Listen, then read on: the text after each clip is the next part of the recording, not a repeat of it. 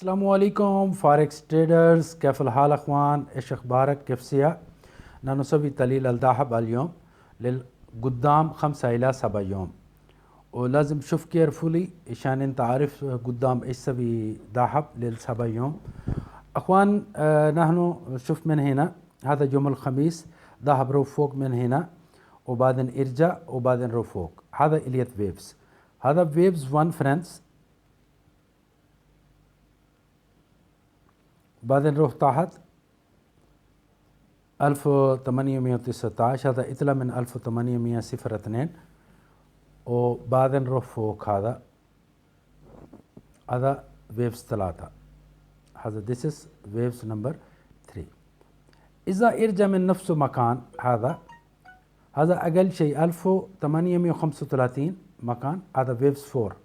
إذا يجي هنا ويفز 4 هذا 1835 و 1828 هذا مكان آخر، وبعدين كمان رو سوق فوق 1055 و 1060 حوالي.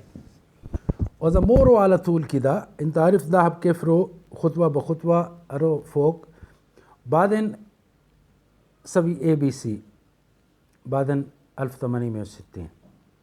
الان نشوف رو قدام اخوان ايش سوي ذهب دي 1 شارت.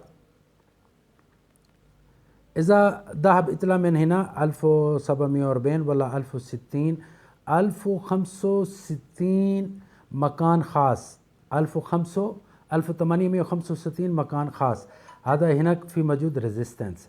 اذا رو ذهب فوق 1866 يجي 1875 وفوق 75 1904 و 1934 واقل شيء 1955.